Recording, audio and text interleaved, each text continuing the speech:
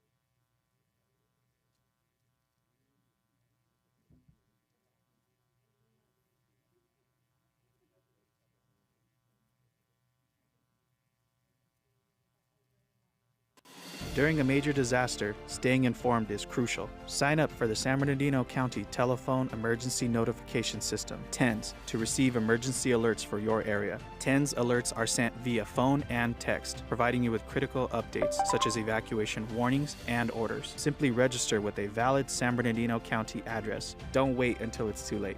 Register now at oes.sbcounty.gov. Connect with us, stay prepared, stay informed.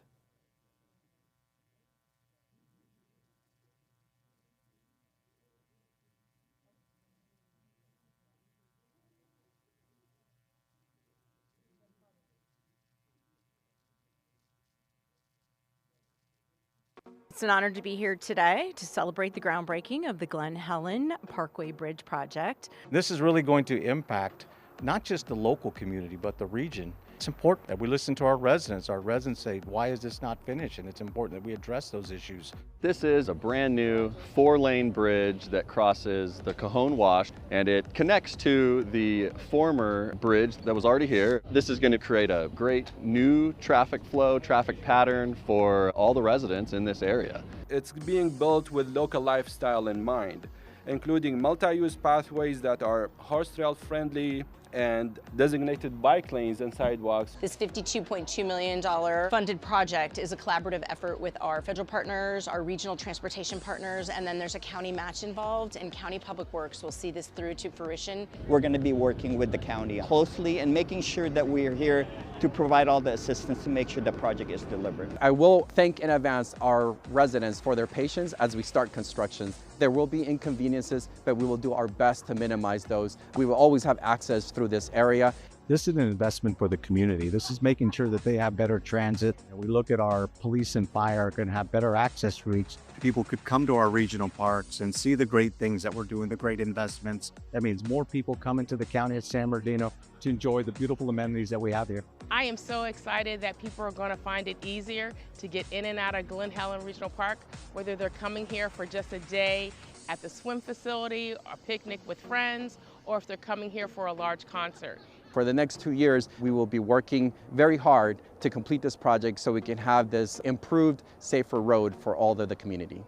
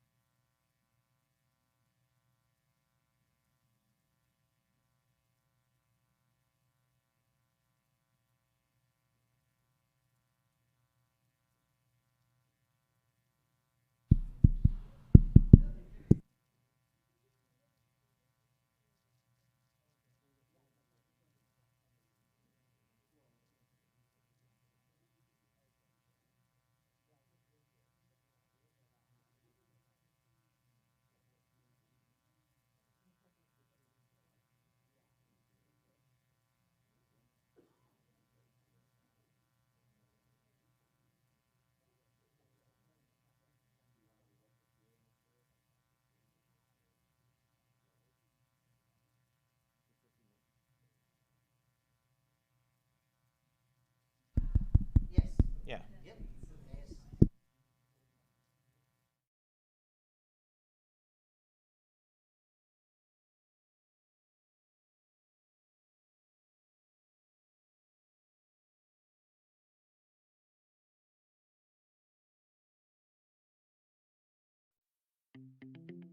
San Bernardino County constituents have been saying for over the years they need help with having affordable vaccines provided for them, as well as spays and neuters. Our Animal Cares Mobile Services does provide services such as vaccines, microchipping. We also have our licensing department here with us. San Bernardino County is huge, so having a mobile unit lets us get out and give services to every corner of our county. This mobile unit will be operating here at the shelter for the shelter pets before they're adopted, as well as into the community of the unincorporated areas of San Bernardino. Honestly, it is very convenient. The wait time is very helpful, like it's fast. It's been terrific, yeah. It's very smooth, organized, so far seamless, yeah. I think the county should provide more services to the people that live here. It's very helpful for those who can't really afford it. You can get basically all the services you need, you can get connected to here. We have lists for low-cost clinics, for follow-up care. We can get you basically started on the right track with your animal. We have had a lot of positive feedback. You can see it in their eyes as well as their animals that they're very happy that they're able to come in their own neighborhood and get these services provided for them. For services for this mobile unit, please just make sure that you check out our social media for San Bernardino Animal Care as well as our website. It's a great opportunity for us to be able to provide this for our constituents, and we're super happy to get this started, and it's been a long time coming.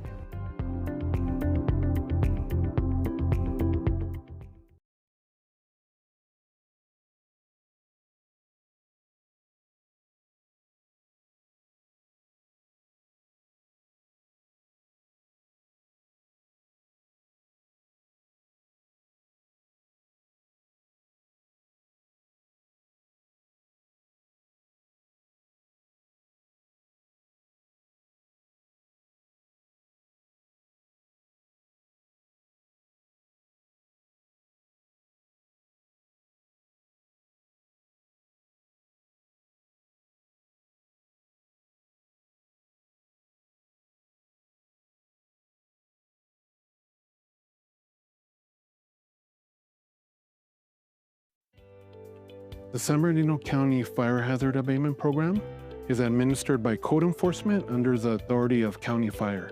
We proactively identify fire hazards throughout all regions of the county to create defensible space for first responders and to help reduce the effect of wildfires.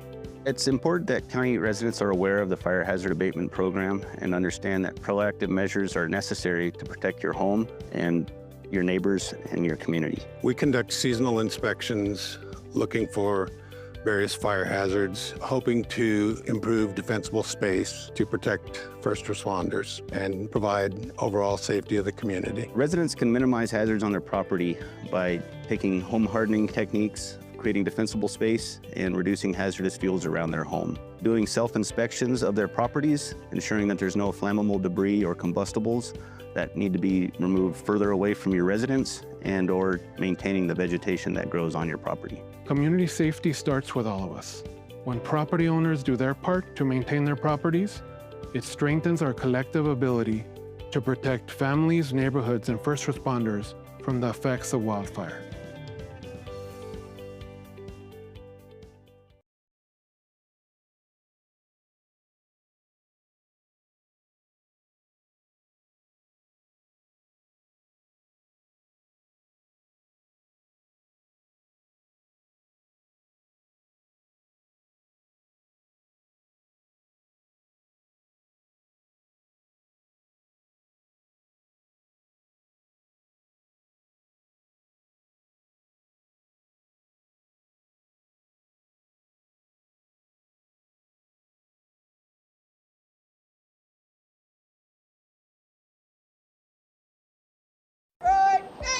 The Explore program is a program that we hire kids from ages 14 to 20 and a half, and we teach them about the fundamentals of being a deputy sheriff or a law enforcement officer.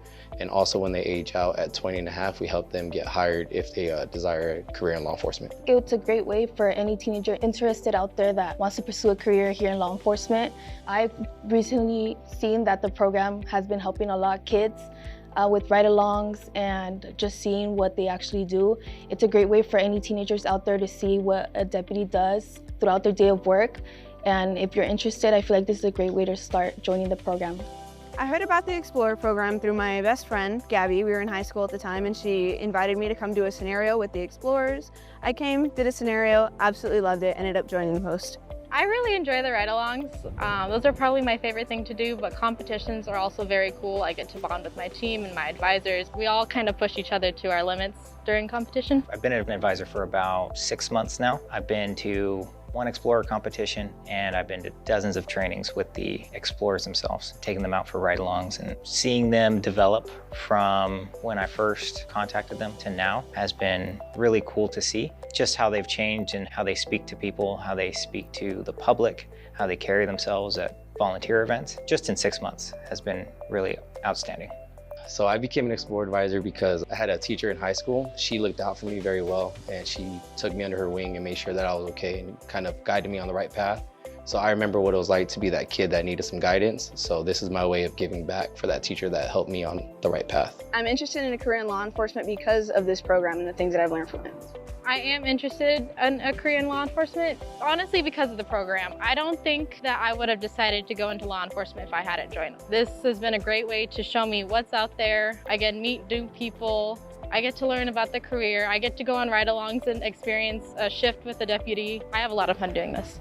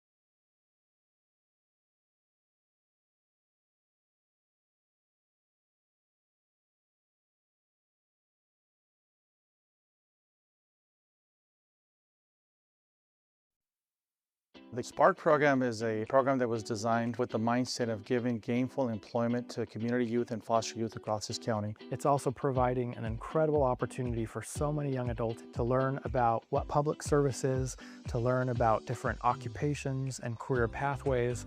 They're being paired up with mentors and coaches. We had approximately 1,200 youth apply for the opportunity to be part of the SPARK program. Out of that, 131 were selected. There were 84 community youth and 47 foster youth. When the interns initially applied for the position themselves, they listed interests. The team who reviewed those applications did align the type of work they were going to be doing with the type of careers they'd like to pursue in the future. I applied for the program because I thought it'd be a great opportunity to gain hands-on experience, have my actual first job, and just learn about my local government. I'm assigned to the Office of Emergency Services. I've gotten to see how creative and innovative this department is, and I feel like it's just shown how public service can be dynamic and forward-thinking. There's teams behind every program that happens. There's approvals that have to get done, a lot more budgeting than I first realized. People who work in public service, they care about the public. So it's cool figuring that out. I've learned about how to be professional in a workplace environment. It'll definitely be a resume builder. I can see myself working in this field in the future.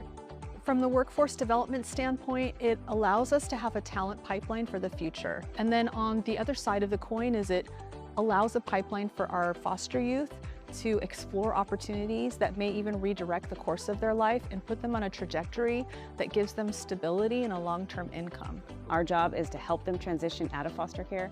And so this just helps give them that little confidence boost and connect them with certain people that might be able to mentor them.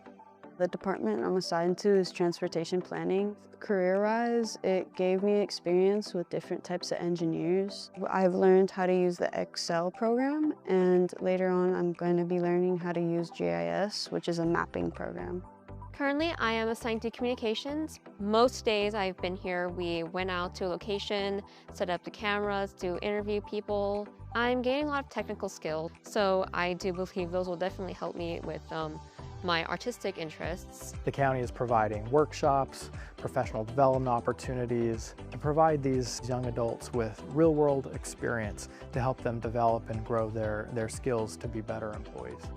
We did a lot of things to try and engage our SPARK youth in things that we thought were fundamental. So we did things like financial literacy training. There was a food handler's permit class. You know, any youth from the age range of 16 to 18 to 21, actually, those are times where you're trying to figure out what you want to do with your future. And if you don't have exposure, you might limit those options for yourself without even knowing that there's other options out there. Collectively, these participants completed an impressive 21,912 hours of real work experience. We're here to celebrate a future workforce that is talented, diverse, and deeply connected to the community in which they serve. By giving them opportunities, gainful employment opportunities within the county to actually do real jobs that make real impacts to the community at large. We wanted to invest in them, and hence they will invest in our future.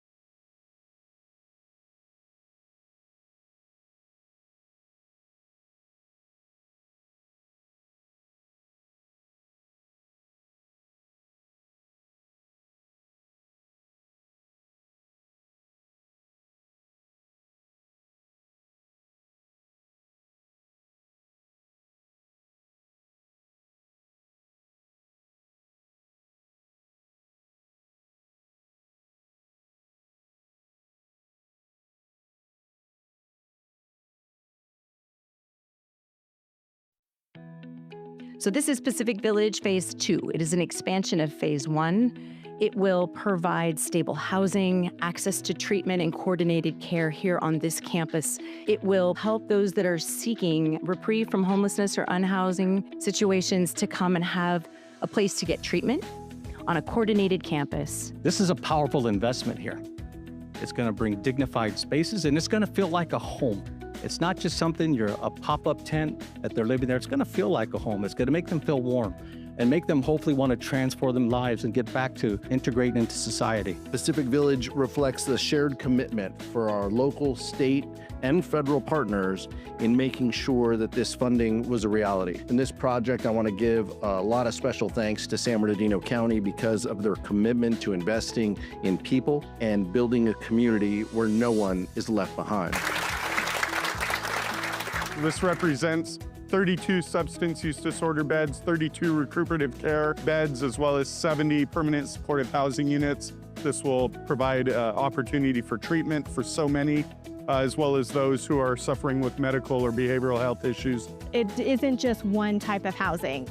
It's permanent supportive housing, it's recuperative care, it's emergency shelter, it's also an integrated substance use treatment, all for our unhoused population. The strategic placement of these facilities within this larger campus creates a unique, integrated model that supports substance use treatment interventions among San Bernardino County Medi-Cal eligible residents, prioritizing pregnant women, the unhoused, and other high-risk population. We are not just building infrastructure, we're also building a continuum of care on this campus, which will consist of comprehensive, robust services that we will provide to our residents of this county. By working with our county partners and continuum of care to meet housing-related metrics, IHP secured $3.5 million to help fund the Pacific Village project. Increasing access to care in our communities, it's central to the mission of the Community Care Expansion Program. Our awardees are meeting our target populations where they are in their communities, where they have their support systems, their families, and where they know the communities the best. We're proud to be part of this project and the story as you move this project forward. Pacific Village Phase 2 integrates the overlapping interests of no less than 3 departments, 3 to 5 or more decision makers, and their respective leadership teams. With the collaboration, we have been able to find the right balance between privacy and community, safety without solitude, and delivering first-class healing services. This is a perfect example of how a community comes together, taps into several different resources. Every one of you here today, I know, has a part in this because you are standing here collectively as a community. And when you come as a community, we make community better for all. This project is designed not only to provide safe and stable housing, but also to offer critical services. Homelessness is not just a housing crisis. It's a crisis that affects people's health and their families and their ability to thrive.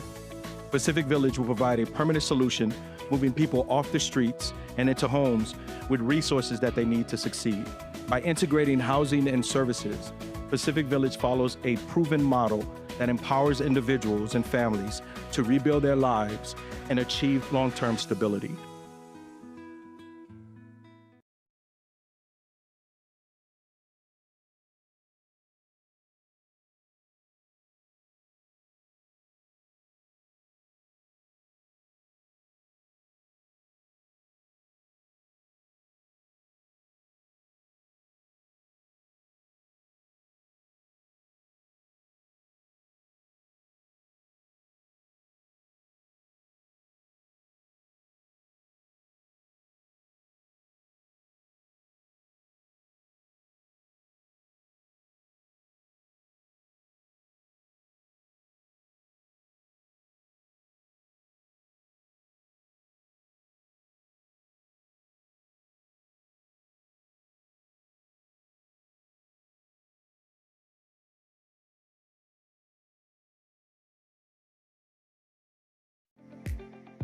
CERT is a community emergency response team, and it's one of our volunteer programs that we have here with the county. The CERT program is overseen by the Office of Emergency Services in partnership and support with our county volunteers and cities and towns. Rialto Unified School District Teen CERT program, we incorporate it into the curriculum. They learn how to do emergency medical training, first aid, how to shut off natural gas, how to shut off electricity, how to do firefighting for small fires, how to secure a scene, and help others. We train all the surrounding cities because not all CERT programs have the classes year-round. So they go wherever. We've got Rancho, we've got people from Chino, Claremont, they come out, take the classes. If there's a team in, say, Wrightwood, and their hazard is dealing with wildfires, we build exercises to train that team so when that actually occurs in real life, they're ready to respond accordingly, as well as us being ready to work with them to make sure that we're keeping the community safe. Right now we were doing all the CTE classes, which is basically the hands-on, the law enforcement classes, the medical classes, and we are also now enrolling it into the ROTC. And we're collaborating now with the county and bringing them on, which is just gonna, fortify our training. It's gonna give us more resources and more trainers, and it's just gonna build a stronger foundation for us. As we are building up our teams, we want to keep our team engaged because thankfully we don't have disasters every day. So with that, we have exercises coming up, we have trainings, so that way you can practice the skills that you've learned in the basic trainings and some of the other trainings that we hold throughout the year. So we have a lot of fun, exciting things coming up planned for 2026, and we encourage everybody to be a volunteer and support the county. Join not only for yourself, but also for your family.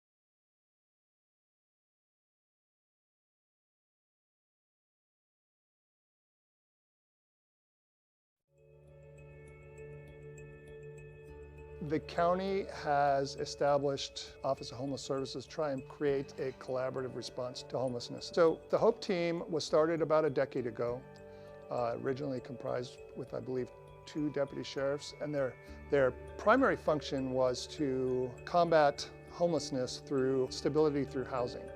And they were very successful in the beginning, but one of the things that we've noticed over the last several years is that a large number of the homeless community is either suffering from mental health illness or substance abuse, or suffering from both because they're trying to self-medicate. I had been homeless for 10 years. I like to call it a 10-year camping trip, right? It wasn't fun. How did I get there? Drugs and alcohol. I had been able to control and enjoy them for many years.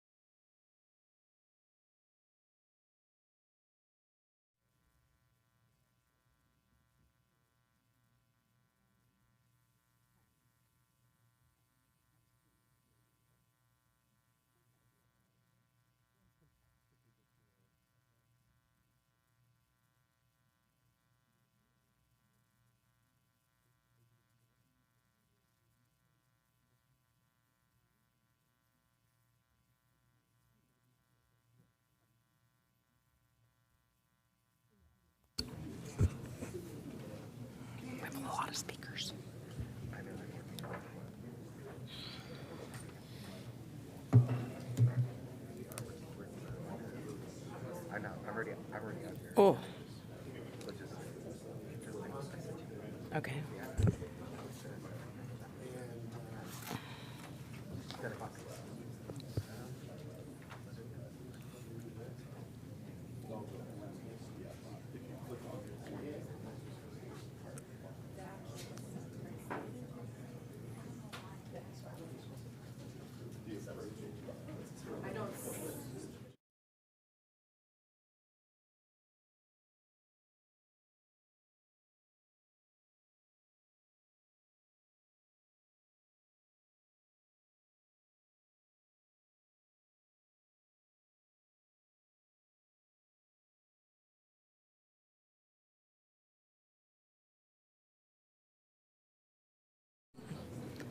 I would like to call this meeting to order. Thank you all for joining us this early in the morning. Our pledge and invocation will be led this morning by the 4th District. Thank you, Madam Chair, and good morning, everyone. I'm pleased to introduce Chaplain Joel Rodas. He belongs to Calvary Chapel at Chino Hills, also with Ontario Fire, so thank you for coming. He's married to his wife, Amanda, for the last 16 years. He has 3 beautiful children. He's a firefighter for 17 years, the last 4 with Ontario Fire.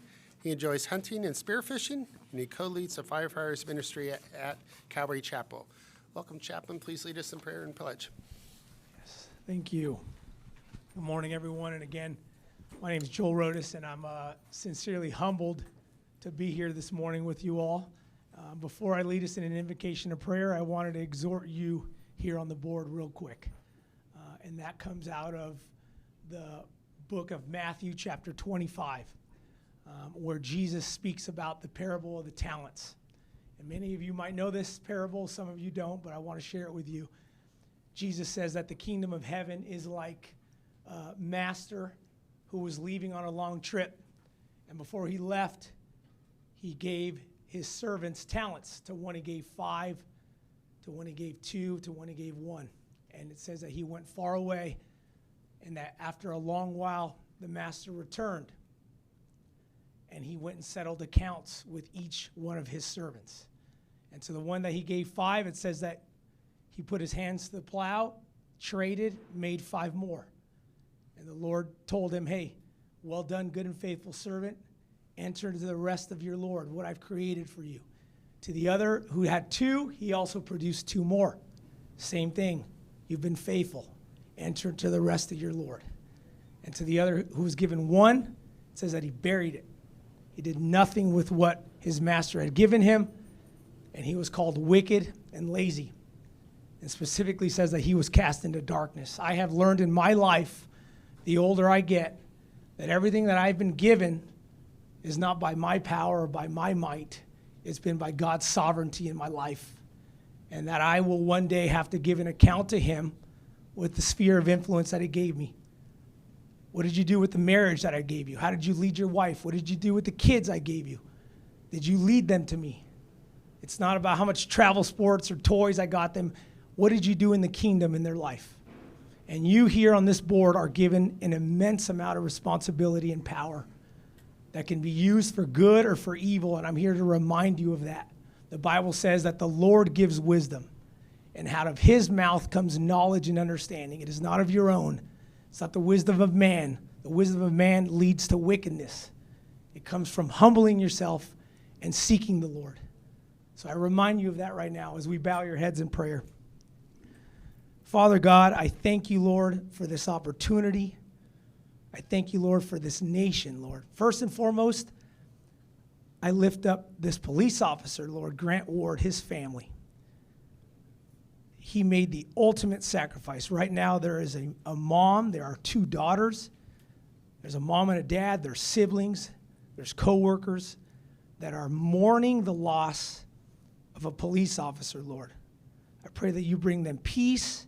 You bring them comfort, Lord.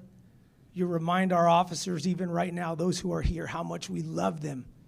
In a world that is scorning them, in a media that is trying to portray them in a way that we know they are not, we are thankful for them, Lord. Thank you, Lord, for the sword of justice that they wield. I pray that you give them wisdom and understanding, Lord. And I pray that you give peace to Officer Ward's family.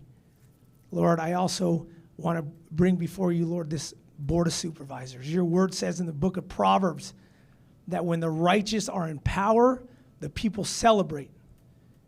And when the wicked is in power, the people moan and groan. Lord, our state of California has been ruled by wickedness for far too long. It is time to speak up against it, Lord God, specifically in Sacramento, Lord. I pray for these supervisors starting right here, that you, Lord, humble them, that you draw them closer to you, Lord God, that you remind them that you have given them talents and that one day they will, whether they believe in you or not, Jesus, your word says that at one day every knee will bow and every tongue will confess that Jesus Christ is Lord, that they will one day have to give an answer for what it is that you gave them, the sphere of influence, the power, the responsibility that you gave them. Lord, bless them, strengthen them. To those who don't know you, Lord, your word says that you stand at the door of their heart and that you knock, and that anyone who hears your voice and opens the door, you will come in and you will have fellowship with him. Lord, I pray for those who don't know you, that they seek you and they call out to you. Lord, bless this meeting. I pray, Lord, that the spirit of peace be sown in here. There are people who come in here who have agendas, whether they're good or bad. There's people who come in here who want to sow discord. I pray that peace be sown here today. We love you, Lord, and we thank you, Almighty God. In Jesus' name I pray, amen. Place your right hand over your heart. Ready, begin. I pledge allegiance to the flag of the United States of America and to the republic for which it stands, one nation, under God, indivisible, with liberty and justice for all. Thank you very much, Chaplain.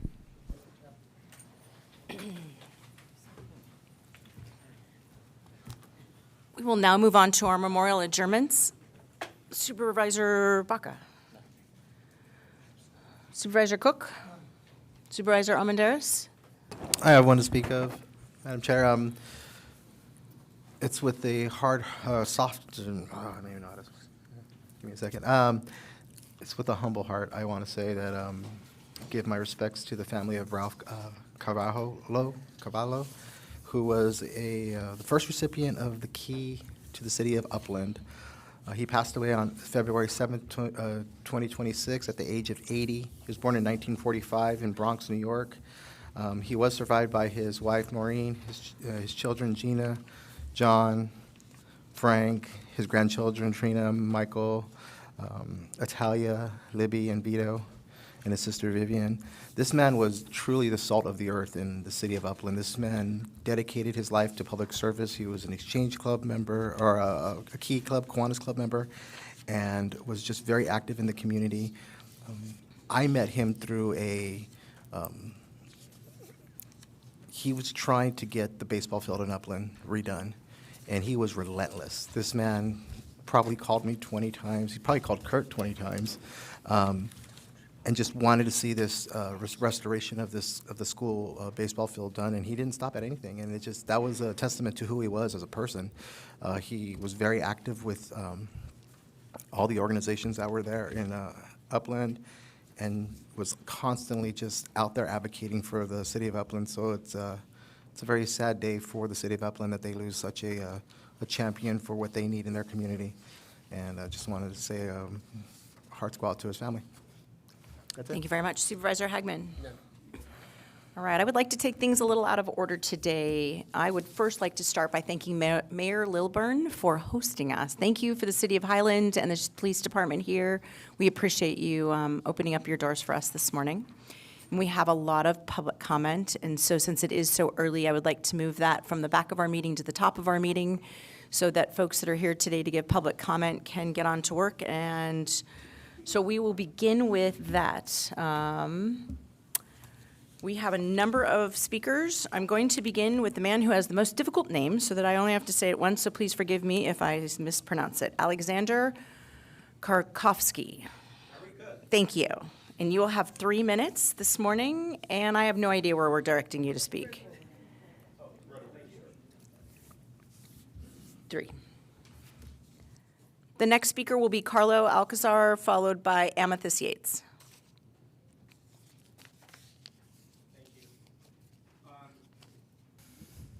Does this work? Yeah. I had sent a letter as well to the board, so I'm not sure if anyone has had a chance to look at it. This is about a property called North Bay Timeshares.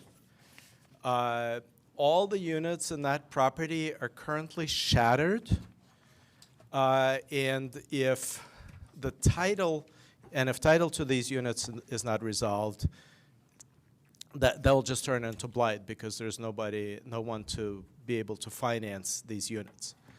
The cloud comes from the county, and most of it dates back to the 1990s. These are the tax liens from the 1990s dating back. The county has tried to sell the deeds. No one bought them. Somebody bought one by mistake and returned it. Just because there are a lot of fees and penalties and taxes accumulated that are more than the underlying property is worth. And keep in mind, it's only some timeshares, unsold timeshares, that are part of each one of these units, and each one of these units is split up into 204 different timeshares that are taxed. Okay, the Board of Supervisors can make a decision after offering it previously to actually offer it at a reasonable price, at a, no reserve, or offer it at auction without a minimum, something reasonable like that. It will bring taxes back to the county. It will bring, obviously, some payment to the county for these very, very old liens that have been accumulating for more than 30 years. And it will give the resolution to the rest of the timeshare owners in these properties. So my request is to please consider, authorizing the sale of these units. And sir, to confirm, this is in the Lake Arrowhead area? Yes. Okay, thank you. I have your card and your contact information, and my team will be in touch with you. Perfect. Thank you so very much. much. Thank you. Carlo, followed by Amethyst Yates, and then Alejandra Contreras.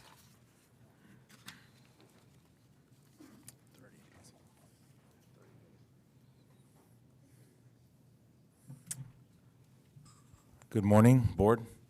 First and foremost, I want to give my heartfelt thanks to the family and to the officer who gave up the ultimate sacrifice to defend our Constitution and our community. But let's start with the money. We continue to fund foster care. We continue to fund adoptions. We continue to expand budgets for removals.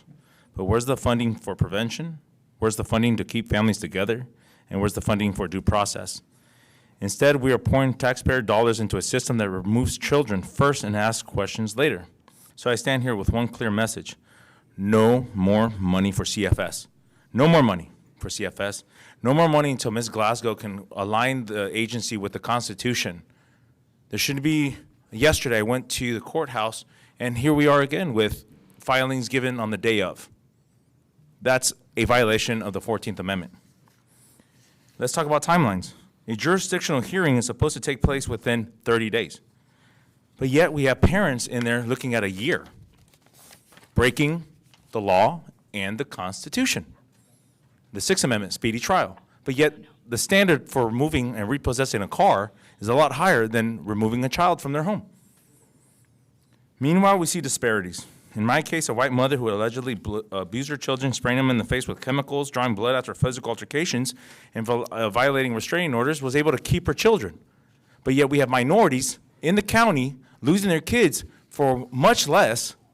If that's the new standard, then let's apply it for everybody, because that's the 14th Amendment equals clause. But we cannot ignore these racial disparities. We cannot ignore the harm. We cannot ignore the cost, because CFS is coming today asking for over $800,000. For what?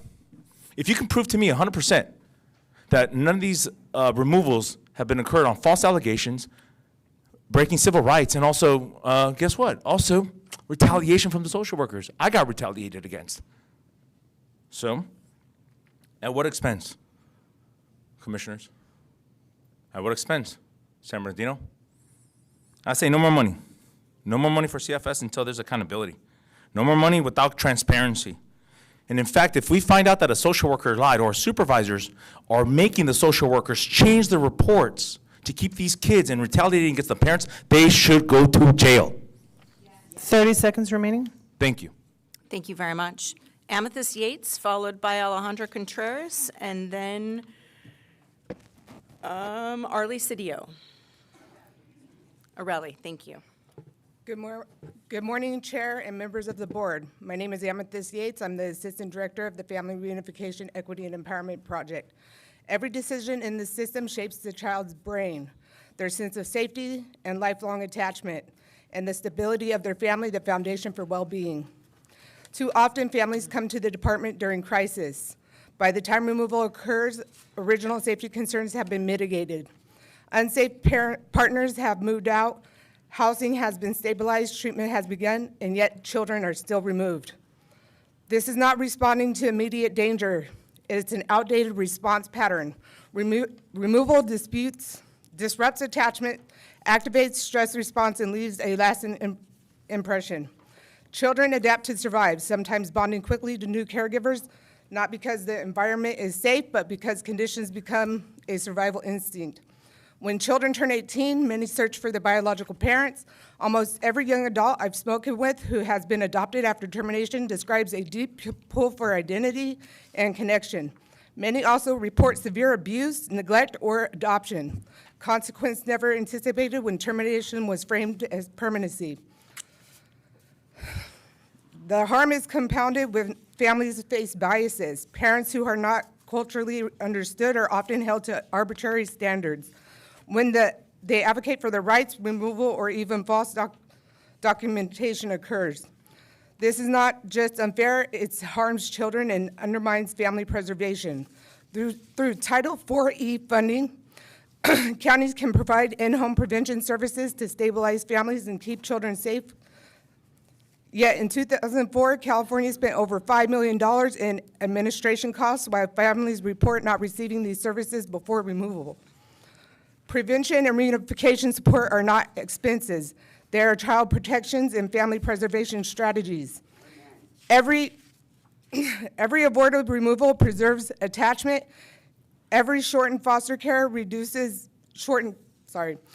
foster care stay reduces trauma. Every stabilized family strengthens children and parents alike. Public safety begins with stable children. Stable children begin with preserved, supported families. And preserved families require a culturally competent, accountable system. I urge the board. 30 seconds remaining. Invest in prevention first services. Implement mandatory culturally competency and anti-bias training for the social workers. Establish an independent oversight committee, not the ombudsman. Children deserve safety, stability, connection, and identity. Families deserve support, respect. When strengthening families first, we protect children for a lifetime and build safer, healthier communities. Thank you. Thank you very much. Alejandra Contreras, and then Areli Cedillo.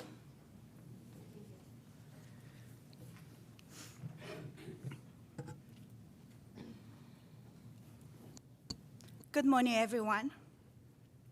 I'm here for my children and for the many parents who cannot be here anymore. I'm advocating for families in San Bernardino County who are suffering under this broken system, and I'm demanding the removal of Raymond Acevedo from my case because his action has caused real harm to my children and my family. Parents are being treated with, you will not see your kids, or your children will not be placed with the family members. Even when we follow every requirement, this is happening despite the Family First Probation Services Act, which clearly says families should stay together whenever it's safe. Why are rights being ignored when the law says family comes first? Too many parents and children are separately unnecessary, reunification is delayed, and some parents have suffered too deeply that they have even lost their life. Families are hurting, and the system is failing us. I'm here to be their voice. We deserve transparency, accountability, and real change for my family and for every family in this county who deserve justice. I'm also calling for a full investigation of the CPS office on the street office on the E Street to ensure accountability, fairness, and the family are no longer harmed by mismanagement or misconduct.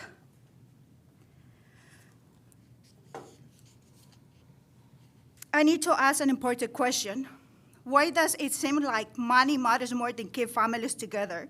San Bernardino County Services funding related to children welfare services, but how is that funding being used? Are financial initiatives influencing removal system instead of prioritizing family preservation? Why are children being removed from parents who have clean records and no history of abuse? Poverty is not neglected. Struggling financially should not mean losing your children. If parents are willing to comply, if there's no criminal record, if the family support available, 30 why is seconds. the removal happening instead assistance? Family deserves support, not separation. Children belong with safe, with loving parents. We need transparency, we need accountability, and we need answers. Thank you. Thank you. Aurelie Cedillo, followed by Leticia Howard.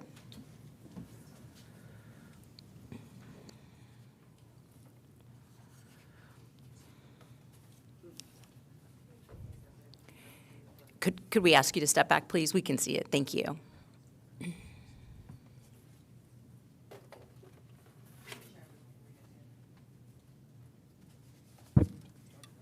Time started. Good morning, and thank you to everyone that's here present. I want to first and foremost give my condolences to the officer that has passed. Let's go ahead and move forward. This morning, I want to thank everyone for being here, including the Board of Supervisors, and I want to thank you guys all for your time and for your attention. Today, I've met with you guys several times already. Several families keep coming. We keep coming, and we're going to keep coming, like we had said previously. But today, I'm actually here because I have a few questions that I would like to be quantified, and I would like verification and a response formally from the Board of Supervisors and from Jeannie from CFS as well. So I would like to, I am in communications with her, but I would like an actual formal response, and we will be asking for a formal response from the Board of Supervisors. These are some of the questions that we have pertaining to some of the systems that are in place right now, specifically for our dependency court and family court. I've been on here several times. I've came and I've spoken to you guys about the issues that we've identified. I am an advocate that's working alongside with Orange County, LA County, Sacramento County, and we are working on helping families identify some of the patterns within the judicial system and within dependency court. Today, I'm specifically here because I have questions pertaining to how CFS is identifying the families when it's removal appropriate. There's a few questions that I'm going to be asking. They're on the record. They will be recorded by your staff and also by my staff. And so what we'll be doing is I'll be going over the questions. These are the formal questions that will be asked for you guys to submit a response to. We need transparency, accountability, and the only way we will be able to see that is if we are actually able to see the CPS files, the CFS files. We want to see them. We want to audit. We want a third-party oversight. We want someone that can actually look through the files themselves. So the questions that we want to ask is specific evidence. What specific evidence and standards and verification process must be met before a child is removed, and how are those processes being audited? How are allegations quantified and substantiated? And what oversight exists to ensure the process families? Now, I want to go back to that specific question. I asked for SLPs, DLPs from your guys' proprietary internal process. That should be available to the public. Considering the fact that this is a tax-paying service that we're providing, we have full ability to ask for full auditing. 30 seconds. Yeah. So I want to make sure that we're clear that we are demanding to see, we want to see your guys' grievance process, your SLPs, DLPs for grievance process for CFS. We would also like to see your DLPs, SLP process for your auditing team internally, your quality assurance process and also your team leads process as to how they're quantifying and verifying this information before it's actually substantiated or before a removal is going into place. Will I receive a response back from the Board of Supervisors? That's what I'm time. asking.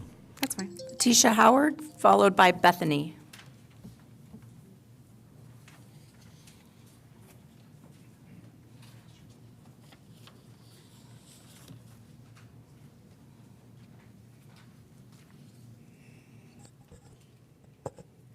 My name is Letitia Howard. I am a mother of 4 children who were removed by Children and Family Services in April of 2023. I am here to address CFS's failure to conduct thorough investigations, the misuse of children's disability, and the lack of oversight, all being funded by taxpayers' dollars. My children were removed based on the natural shape of my child's head, which was reported as an injury.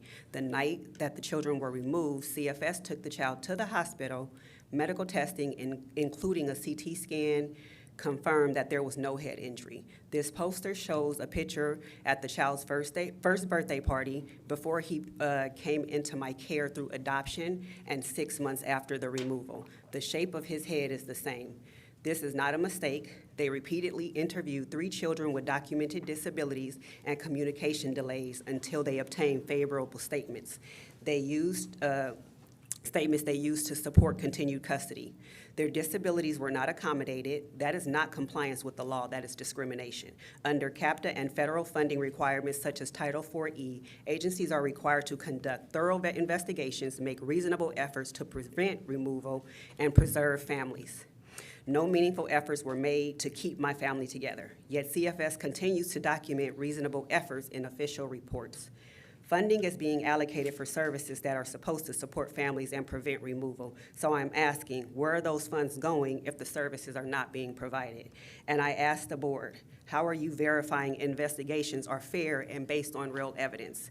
How are reasonable efforts being confirmed beyond what is written in reports?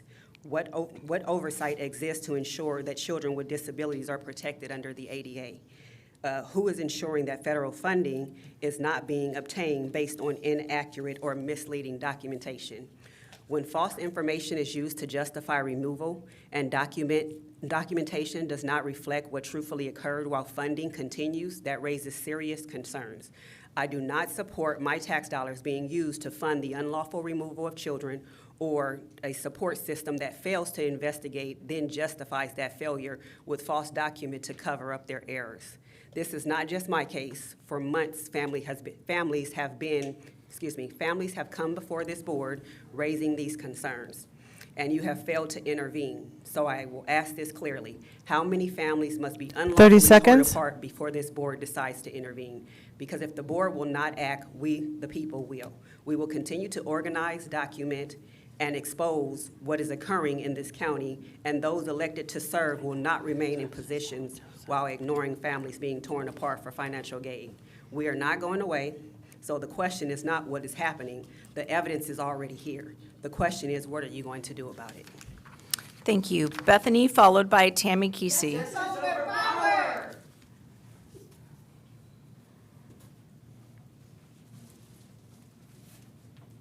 Bethany? Going once? Miss Bethany's running late, but she won't be able to make it at this time. I get it. Thank you very much for letting me know.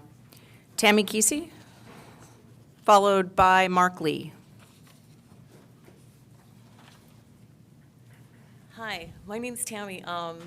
My brother, I just wanted to bring to the attention that I'm having a problem with in the last 5 years is I'm writing this because my brother's currently homeless and he's seriously ill with congestive heart failure.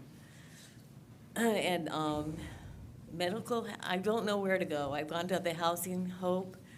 Right now, Arrowhead Regional Hospital put him up into basically a house with a couple other elders for 30 days, and then he's back on the street again. He's gone to St. Bernardino's and Arrowhead Regional and Redlands Community Hospital, and they all threw him back on the street with his oxygen, a heart defibrillator jacket, and I don't know where to go. I have 10 days before he's kicked out of this place, and I've called the homeless coordinator in your county, She said there's nothing she could do. She couldn't refer me to anybody. 211, since he doesn't collect Social Security or anything, he's never collected anything. We're starting this all over again for Social Security. In the meantime, he went to recoup, and he was there 9 months and did really well, and they kicked him back on the street. I've been doing this for 5 years. I spent a large amount of time doing this, and I have my mother and my mother-in-law, my daughter, her two kids, and my son's in and out once in a while in a house that my husband worked for the city of Laverne as a city administrator to Public Works and assistant manager for over 30 years. And he can't provide a roof over his head. So if there's anybody that can reach out to help me where to go, what to do, I'd appreciate it. Thank you. Thank you very much. Staff will contact you at the back of the room. Thank you very much. All right, Mark Lee, followed by Samuel Powers. Good morning. Thank you, supervisors. Thank you, law enforcement. I got some more negative comments. I apologize, but thank you, fine folks, for allowing me the opportunity to speak with you again. Since my time here a few weeks ago, I've learned something else is truly shocking. I want to share with you something about the person I spoke about with a few weeks ago.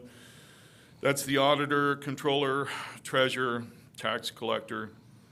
According to Transparent California, Eason Mason made over $456,000 in 2024. He also owns a financial services firm. I believe it's in Redlands, valued at over $1 million. In addition to that, that firm paid him over $100,000 in a year. He's also an elected official for this county. I believe that's double dipping. This is one of the worst cases I've ever heard of. I ask all of you as my representatives here this morning to do something about this as soon as possible. This is fraud. Thank you for your time. Be safe and have a great day, everyone. Thank you very much. Samuel Powers, followed by Corey Torello. Torello? Good morning, Chairwoman Rowe and members of the board. My name is Samuel. I am a small business owner who has some concerns about a specific matter. Thank you for the opportunity to address the board. I was very bothered to learn that there is someone at this county taking advantage of an elected position. Is it true that the owner of a private firm, Mason Financial Services, who sells investment advice to a private client, is also an elected official? And not just any elected official, but the treasurer of San Bernardino County. Please tell me this is not true. If it is, I consider this an abuse of power and it needs to be investigated immediately. Thank you for your time. Thank you very much. Corey Torello, followed by Jerry Bawa. Good morning, supervisors. My name is Corey Torello, and I manage a large business in San Bernardino County. I spoke at the last Board of Supervisors meetings about the importance of public trust in government and returned today to issue a call to action to investigate potential conflicts of interest for the auditor, controller, and tax collector Eason Mason. Even though Mr. Mason earns over $450,000 in salary and benefits in his role at the county, he also works full-time at his business, Mason Financial Services, worth more than $1 million. I brought with me today a printout from his business where he is advertising his public position as auditor, controller, and tax collector to gain personal clients. I brought copies for the board, and I left them earlier.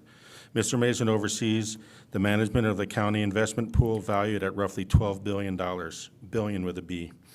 At the same time, he profits from a business he owns, giving investment advice for his personal clients. I just don't see how this is not a conflict of interest. How can a county official conduct the same type of work for the public and for the private sector at the same time?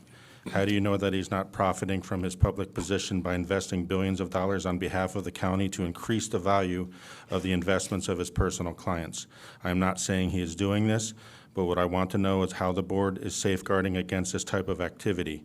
He is clearly leveraging his county position when advertising for his private business at the very least. I call on you to investigate how Mr. Mason's private business and public position may be in conflict with one another. Without an investigation into Mr. Mason's office and the county's financial policies, how can constituents have confidence in county leadership? Thank you for your time. Thank you very much. Jerry, how do you pronounce your last name?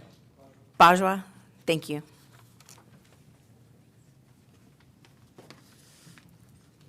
Hello. Hello, good morning, everyone. My name is Jerry. I'm also here to share my comments about basically what the last couple people have said. So thank you for letting me be here today. I was not pleased to hear at the last board meeting that we have a big problem in the Office of the Auditor Controller. It seems like the person in charge of this office has been running a financial services company. At the same time, they have a job in the county. I don't believe you can properly dedicate yourself to 2 full-time jobs at once. More importantly, it's the fact that you should not. My question is, what are the steps that are in place to remove someone who's doing this as a public servant? Thanks so much for your time.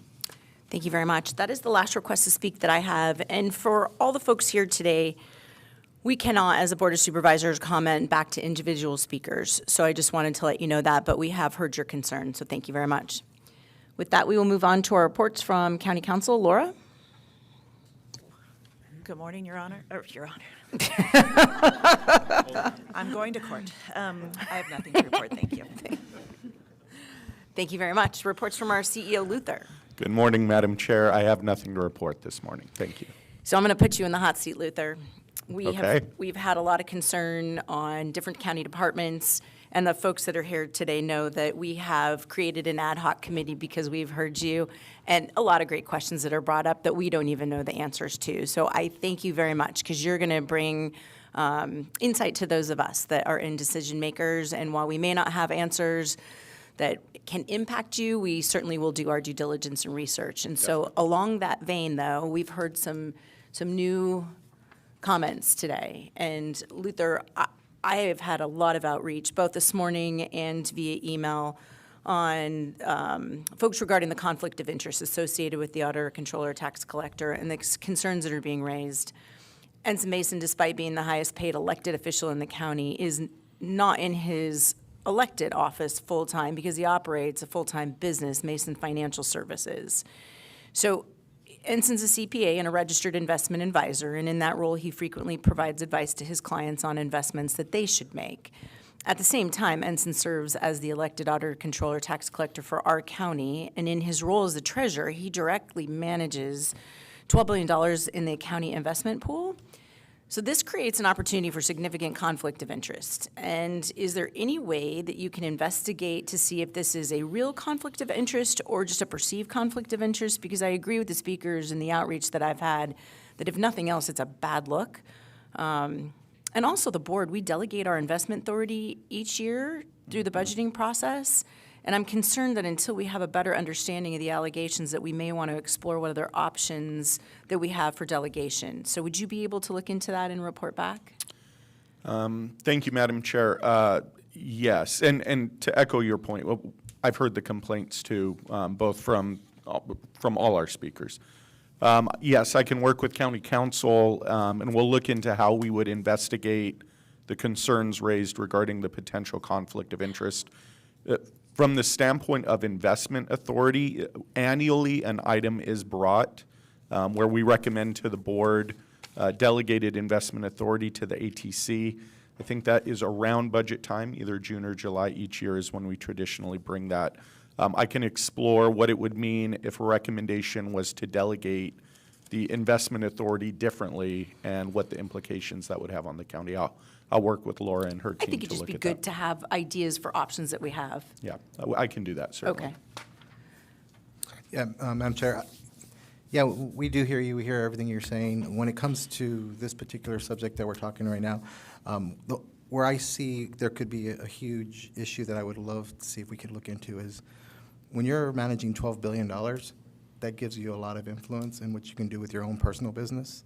And I would hate to see that these monies are being leveraged in any way from the county side to benefit someone's personal business. And if that's the case, we need to get to the bottom of it. I don't know if there's a way to audit that in itself, because if he's, I don't know if it's called insider trading or something, but if there's something like that that's happening, that could be, it's not just devastating to the county, but it could be devastating to our reputation as a county.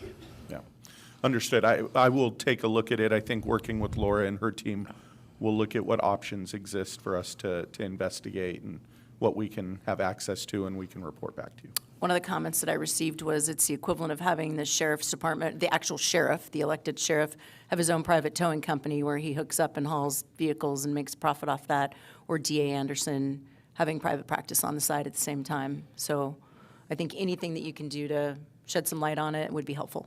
Definitely, understood. All right, thank you. That brings us to our individual board member comments. Vice Chair. Oh, yes, Colonel Cook. Yeah, is this working? It is. Yeah, I found the comments very, very disturbing, and the comments that you made on oversight, I think, are very, very important. So I hope we can do that. Most importantly, I want to know what time is it supposed to snow in here so I can get my shovel ready. Do you? It's cold. Do we pay the heating bills in this place? And I see you shivering. They were very gracious in opening up early for us. So wear a coat next time. You're will. the chair. I will. That's all I have. Thank you. Thank you. Vice Chair Baca. Thank you, Madam Chair. Just want to highlight some things that are going on in the district. Wanted to thank our government affairs team and Congressman Aguilar for putting together an event at our Bloomington Library, accepting a check for $1.092 million to provide septic to sewer in our Bloomington community. This will potentially allow for 350 parcels to be connected in the Bloomington community. I know that Congressman Aguilar has also able to secure $2 million for our animal shelter in the Bloomington community, looking at phase 2. So just want to thank him for his support of the County of San Bernardino. Want to congratulate ARMC and all the nurses there that received awards by the Daisy Foundation. So hats off to the Arrowhead Regional Medical Center and the great work that our nurses are doing. Had an opportunity to participate in that event. Had an opportunity to participate in the groundbreaking along with my colleague, Chair Rao, in the Santa Ana River Trail Phase 3 ribbon cutting. Great event. Community is very, very supportive and grateful for the investments that Regional Parks has made in our transit and the opportunity to have a active lifestyle in our county. I wanted to thank the code enforcement team for a great community cleanup in the unincorporated area of Colton. Great turnout. Residents were very, very grateful. Just want to thank the team for their great work. One of the things our offices is doing is conducting a fentanyl awareness youth video contest. So any high school student can put together a video, 30 to 60 seconds. They'll be announcing a winner in the near future, just to really encourage and educate individuals on the fentanyl awareness. And a couple things we did in our office internally is we recognized 6 individuals throughout our community for Black History Month that have made a lot of contributions locally, and just want to thank them for the great work they're doing. And we also recognized our nonprofit of the year, which was our Colton Lions Club and many other nonprofits that we recognize within our club. Also, just want to congratulate Omnitrans, which is our transit agency that covers the East and West Valley. They'll be celebrating their 50-year anniversary. I want to thank them for the great work they're doing. And then Wednesday night, I'll be wearing my San Bernardino International Airport hat, and we'll be accepting $150,000 from the County of San Bernardino to help with a walkway project that will help enhance traveler experience and support continued growth at our regional airport. Just want to thank the board for their support and supporting our local airport here in the city of San Bernardino. And 3 items just want to highlight on the board agenda. Item 36, this is a lease agreement with the Preschool Services Department. And basically what it will do is demo and create a new classroom space for our students. It will be modernized and provide a safe and expanded learning environments for our students here in the city of San Bernardino through our Preschool Services Department. Also, continuing to make progress on item 44, which will allow from an easement from Southern California Edison to continue with our Rosina Ranch Fire Station, which will be Fire Station number 3. We're looking forward to doing that and sharing it with our Sheriff's Department, which will have 2,000 square feet. And the last thing, just wearing my Confire hat, item 46. This is $2.1 million that'll be accepted for the American Rescue Plan Act for the Emergency Communication Nursing System, which is just so critical for services. You know, this will allow many individuals to be helped via conference call or phone call, as opposed to sending out ambulances to every single call in the community. This is a great program. I just want to thank the board for supporting this efforts. Thank you, Madam Chair. Thank you very much. Supervisor Cook?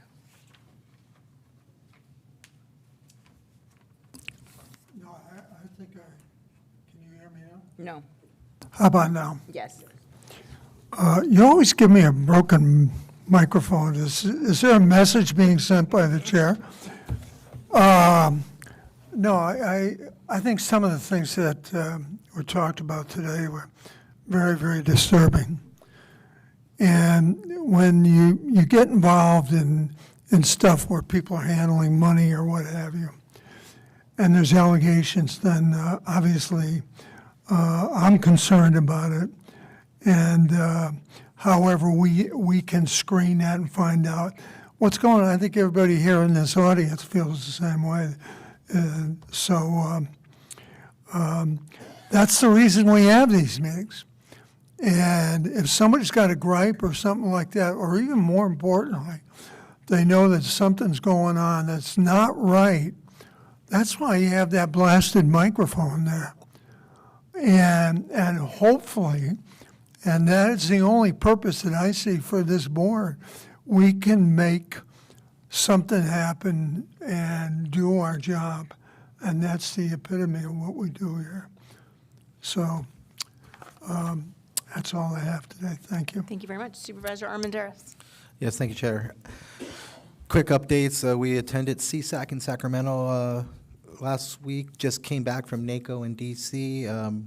We had our IHP meetings. We did check presentations for Summit High School, where we were able to deliver monies to help the Majorettes, which is an African-American girls group that does like this really cool type of hip-hop cheer dance, and they were drastically underfunded, and we were able to come in and help them a little bit. And also the cheer team who went national, who was able to go to Florida again and place, once again, one of the pillars when it comes to cheerleading in our region. Also went to the state of the region. We hosted our community event in Fontana, where we welcomed individuals from across the second district to come and participate, advocate, and just tell us what's going on in their area and how we could be of help. We also went to the groundbreaking of the Upland High School baseball, who me and my fellow colleague here, Kurt Hagman, participated in giving discretionary funds so that they could redo that field. We took a tour of Ampistar, which is a pharmaceutical manufacturer that's in the city of Rancho Cucamonga, believe it or not, who does everything from insulin to Narcan. And it was kind of enlightening to me how they want to expand, but they can't get power. So I'm going to probably actually be talking with you and see how we can figure out a way to get them the power they need. They're going to create 1,000 new jobs. And they're trying to expand, but they're looking at 3 to 6 years out because we don't have enough power. And also went to the state of the city of Fontana. The mayor actually put a really good show, a demonstration of what the city is doing and how they're partnering with not just the community, but creating an environment where people can live and thrive and have fun. We do have a couple upcoming events. We have our pop-up office hours that will be in Mount Baldy on Thursday, February 26th from 11:30 a.m. and usually goes for about 2 hours to 3 hours, depending on how many people we have coming in. So you're welcome to come out to Mount Baldy if you're a resident of Mount Baldy and you're seeing or hearing this. We will be in your community. We'll also have another pop-up office hours in the city of Fontana on March 5th from 9 a.m. And that'll go 2 to 3 hours, depending on how that goes, and that's going to be in Psalms Coffee. And that is all. Thank you very much. Supervisor Hagman? Thank you, Madam Chair. Yeah, I think it's on. Thank you, Madam Chair. Just a couple quick things. Item number 22 is accept a $20,000 donation from the, mine's not working? Yeah, we hear it. Yeah, it's working. Thank you. From the City of Chino Hills Library Friends, and we want to thank the Friends of the Library for that. What's kind of interesting, 2026 Regional Conference and General Assembly registration is now open for SCAG. So please see your website for details. But it's interesting, we've had now 3 presidents in the last 7 years out of the 6 counties come from the IE, or from San Bernardino County. So I'm very proud that we have great representation there. And then lastly, my district office held a low-cost spay and neuter and vaccine clinic this last Sunday, just 2 days ago. It sold out in 7 minutes online. And so I want to thank our partners on that. And we filled up over and served over 50 pets throughout the day. Thank you. Thank you very much. And I would like to announce that the Small Business Administration is hosting a webinar this afternoon at 2 p.m. to provide an overview on federal disaster loan assistance available to businesses and homeowners impacted by the mid-December storms. The session will cover eligibility requirements, loan types, and application deadlines. The link to the webinar can be found on my website under the announcements section.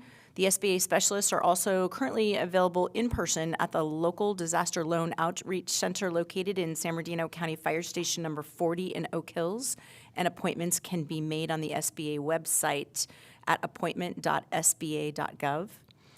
And lastly, there is a community cleanup scheduled this weekend, February 28th from 8 to noon at the Newberry Springs Senior Center out in the Daggett Community Services District. The cleanup is hosted by our Land Use Services and Code Enforcement Division in partnership with the County Solid Waste Management Division. These events give our residents in the unincorporated areas a convenient, no-cost way to dispose of household trash and bulky items. And with that, Lena, do we have any revisions or changes to today's agenda? Thank you, Madam Chair. Yes, we have 2 revisions today, or 2 changes, excuse me.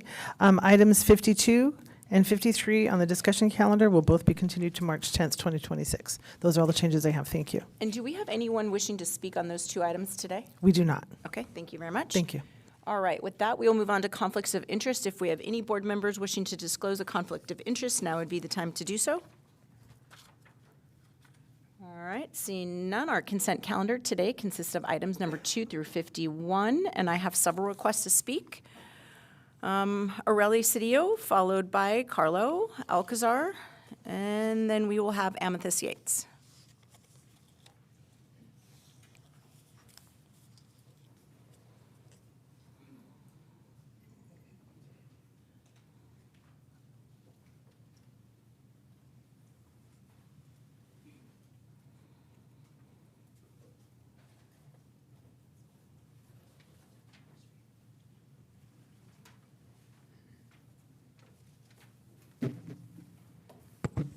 We meet again. Hello. So guys, the agenda item for number 17 is specifically pertaining to a contract, a renewal of a contract, correct? So today, it's gonna be the same thing that I asked earlier. We're looking for oversight, accountability. So what that means is that we would like for that particular contract, it specifically reads that there should be oversight available. This is a grant award for the automobile fraud activity. I'm sorry, it's on agenda 18? That was 17. 18 is the contract with Hamburg Bridgeport Consulting for maintenance support for the case management system. Okay, I apologize. I thought it was 14. It was supposed to be for agenda number 14. Okay, So can we move, can I still continue to speak on it? please. Okay, thank you. So same, I'm going to start my time over. So I'm sorry, just please continue on. Okay, that's fine. So I am requesting, we're requesting an actual DLP and SLP. What that means is I want the standard operating process for your guys' grievance process, for your guys' case manager, your social worker, your team lead, your director, your supervisors within CFS. We are specifically requesting to understand the safeguards that you guys have in place, your guys' procedural process as to how it's quantified as to the allegations against parents, and how they're being substantiated. I would like to understand how you guys audit this process internally. And we would also like to understand, in the event that you guys identify that things are not being done correctly by case managers or social workers, what is a safeguard that's in place to protect families in those situations? The contract also speaks about specifically about services being rendered to families before removal process. We would also like to get that quantified and identified, how you guys actually diligently do the process and how you train your staff so that we can identify where the areas of abuse of power is occurring within this. We also would like to understand what the process is for your guys' reunification and how you guys quantify that. I would love to receive an actual copy of all of these proprietary processes within your guys' agency. And we would also like to request public oversight, meaning that we don't want it to be internal. The reason for it is because the contract actually reads that it could be an external party that does the review and that does the auditing. So that is something that we would like to push for and ask for, seeing that that contract actually reads that it should be public accessed. I would also like to encourage. 30 seconds. Yeah. I would also like to encourage directors and supervisors that are willing to meet with families to kind of help identify some of the things that have fallen through the cracks for your guys' system, which clearly is apparent since we have so many families complaining about the same consistent pattern behavior. This is not an emotional one-time event. This is definitely a pattern that we're identifying, and this is something that needs to be addressed by the Board of Supervisors, by the Director of CFS, and also That's by the time. Council. Thank you you for your time. Carlo Alcazar, followed by Amethyst Yates.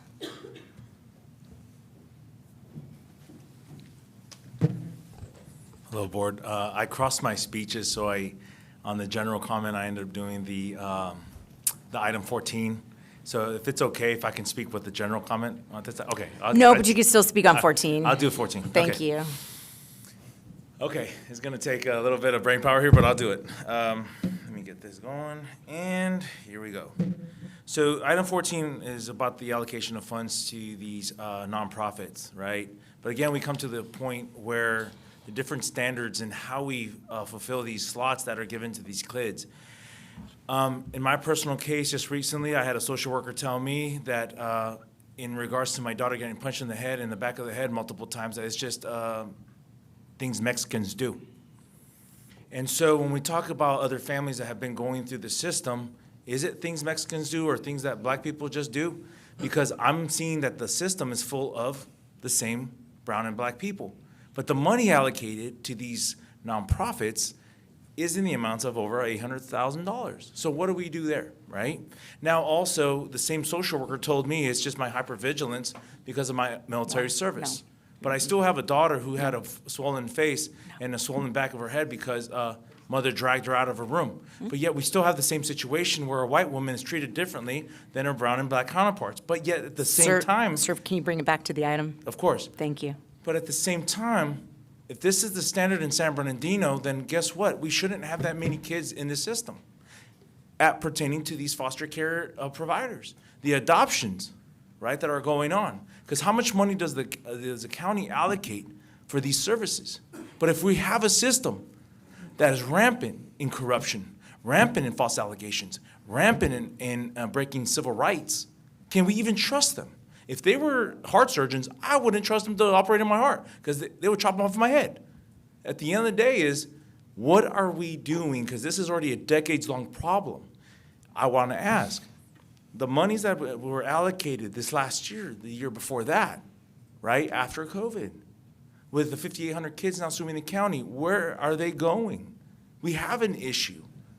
We do.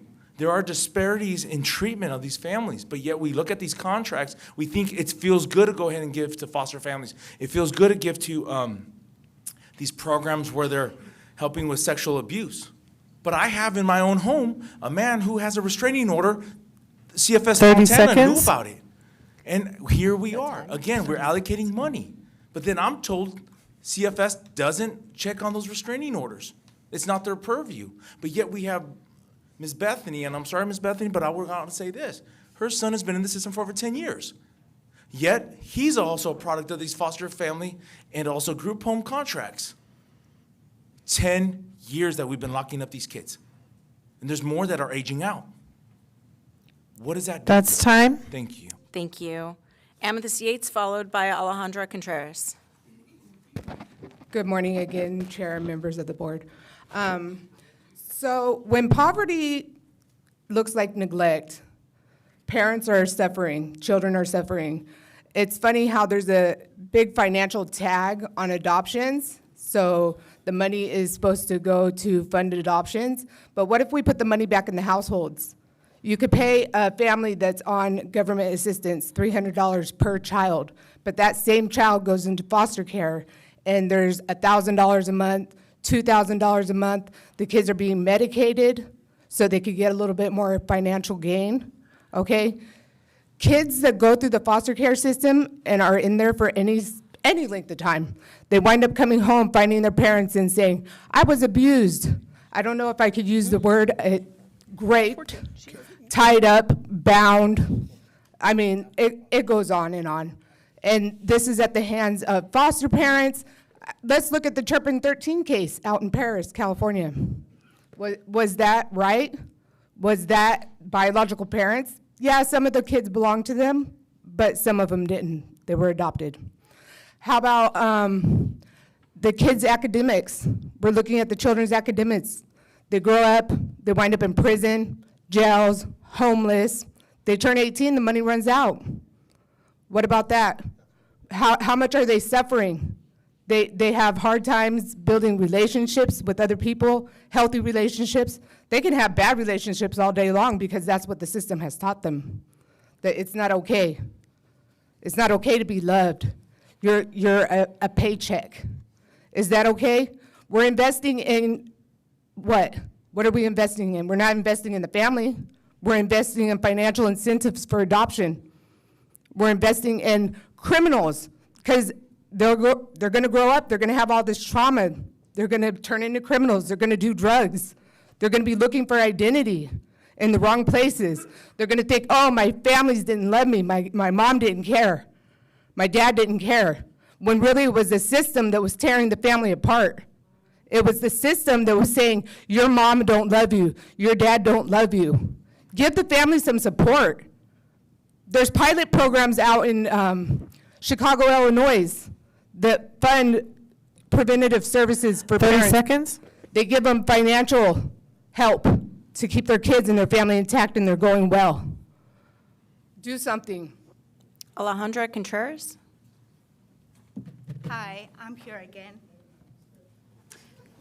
Regarding agenda item 14, I want to speak about accountability and oversight within our child welfare system. When policies, contracts, or funding decisions are approved under this agenda, they directly impact families in San Bernardino and many other counties, including mine. Those actions affect whether children are reunited with their parents, whether relatives are considered for placement, and whether family receives support or separation. I'm asking that every action taken under Agenda 14 prioritize family preservation, transparency, and fairness. Parents who are compliant and who have safe homes should not face unnecessary delay or harms. Oversight matters, accountability matters, or children's matter. I have to share my story. I've been separated from my kids almost 2 years, which I only see my kids twice because the social worker been saying that I just trust my kids when they know that it's not true. When we have police, when we have record from the department at the Valley Hospital saying that the kids asked for help, that they were not safe in the foster care system, asking for help, and they ignore them and put it back to the abuser. Can you please bring it back to item number 14, please? Sure, thank you. How can you help us? How can you help us reunify? How can you help us be together? What are families that we are suffering? You don't know how much pain we have to deal.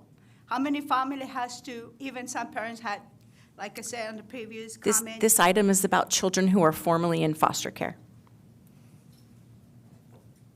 This is about my kids and about many kids. That Then have it's been in the appropriate for system. you to speak like you did at items not on our agenda. But thank you. I Thank you have very nothing much. more to say. Thank you. All right, that is the last request to speak that I have. I will bring it back. Second. Thank you for the motion, Vice Chair, and the second, Supervisor Hagman. Any supervisor wishing to pull an item for discussion or comment? Seeing none, all those in favor? Any opposed? Any abstentions? And I would register myself as an aye. Okay, thank you. Thank you, Madam I Chair. didn't With that, the consent calendar is approved unanimously. Thank you very much. We do have two discussion items today. They are items number 52 and 53, and they are going to be continued to Tuesday, March 10th. I'll make the motion to move to March 10th. Thank you for the motion, Supervisor Hagman, and the second, Vice Chair Baca. All those in favor of the continuing the items? Aye. Yep. Do we need to do anything else in the motion? Just the vote. Okay. Yep. Any opposed? All right. Okay, thank you, Madam Chair. With that, items 52 and 53 are both continued to March 10th, 2026. Thank you very much. And with that, our meeting is adjourned. Our next regularly scheduled Board of Supervisors meeting will be held Tuesday, March 10th at 10 a.m. back in our normal chambers in San Bernardino. Thank you all very much.